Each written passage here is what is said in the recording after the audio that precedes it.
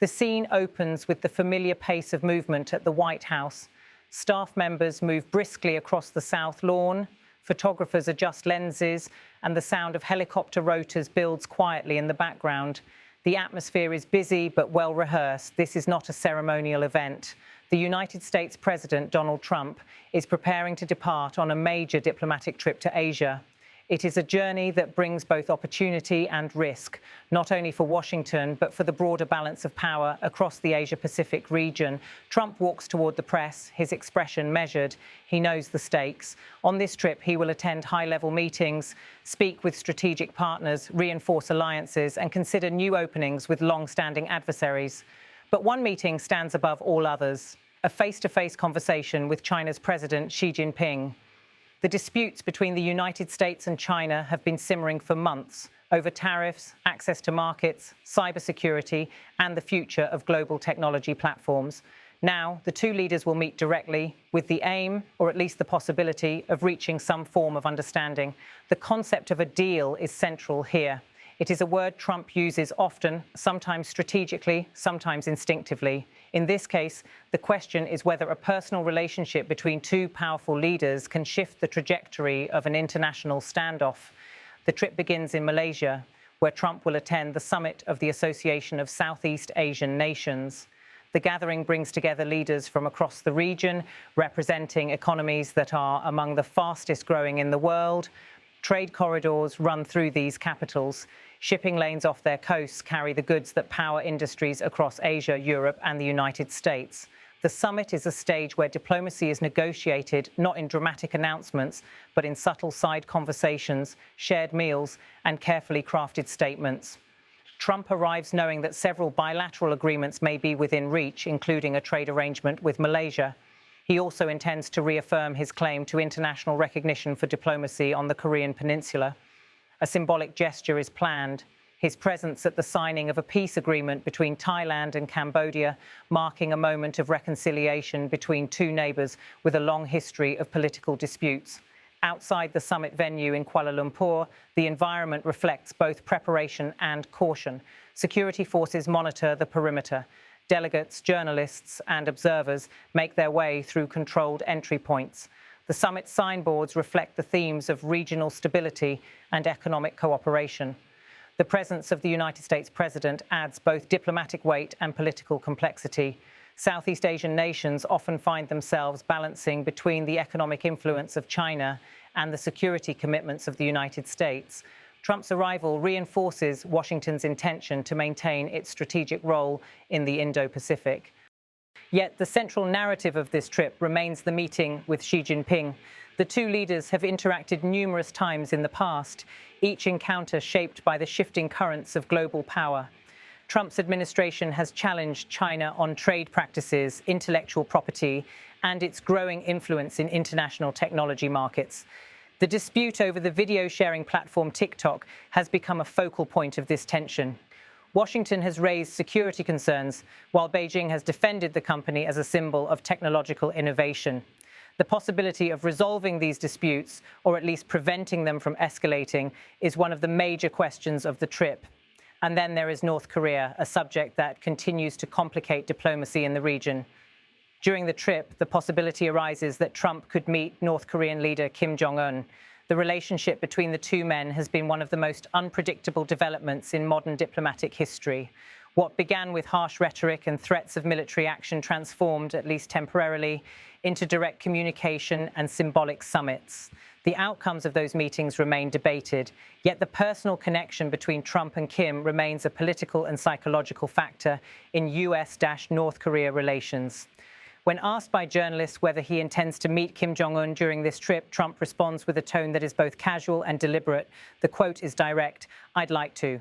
I don't know. I don't know. He knows we're going there. I don't know. We let him know. He knows that I'm going. I would like to. I get along with him very well."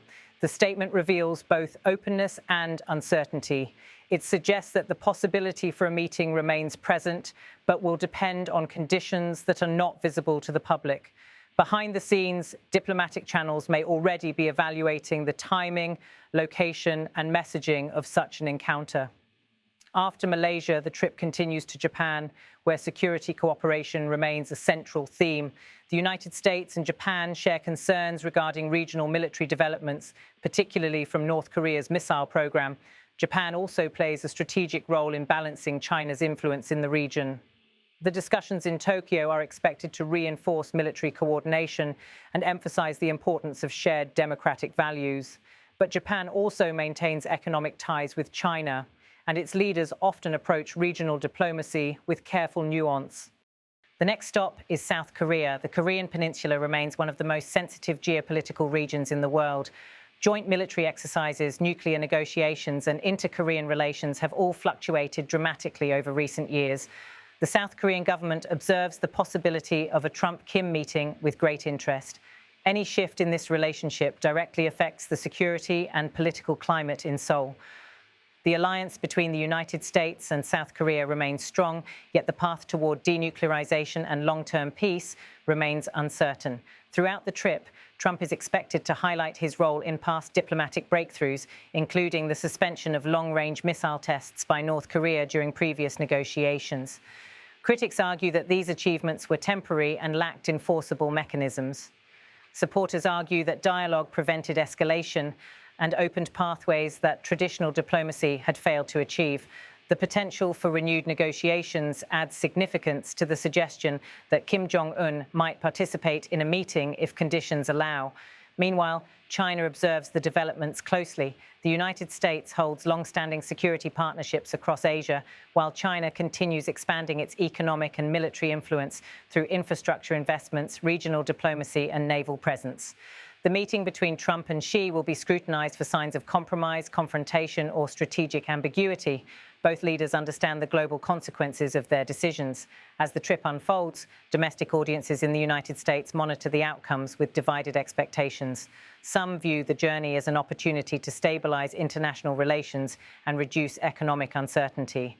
Others remain skeptical of Trump's approach, questioning whether personal diplomacy can resolve structural challenges in the US-China relationship.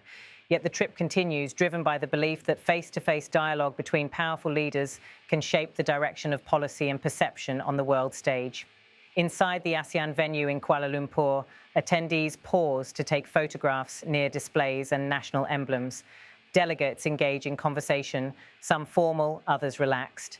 This is the environment where decisions are often shaped, not in dramatic announcements, but in the steady accumulation of dialogue, understanding, and negotiation. Trump's presence at the summit is a signal that the United States intends to remain deeply involved in the region, even as global power dynamics shift. Ultimately, this trip is a test of strategy, patience, and political instinct. It brings together trade discussions, security dialogues, historical tensions, and personal diplomacy. The Asia-Pacific region stands at the crossroads of global economic growth, technological competition, and geopolitical rivalry. The outcomes of these meetings, whether agreements are reached, statements are issued, or gestures are exchanged, will influence the direction of international relations for months or even years to come. In the final days of the journey, as Trump boards planes, moves through motorcades, and enters meeting halls, the underlying questions remain. Can personal relationships between leaders translate into lasting agreements? Will the discussions reduce tensions or merely pause them? And will this trip be remembered as a step toward cooperation or another chapter in the unfolding contest for influence across Asia? The world watches, waits, and analyzes each statement, each handshake, each moment. The answers will not arrive instantly, but the significance of the journey is clear. It reflects not only the policies of a single administration, but the evolving balance of power in the 21st century.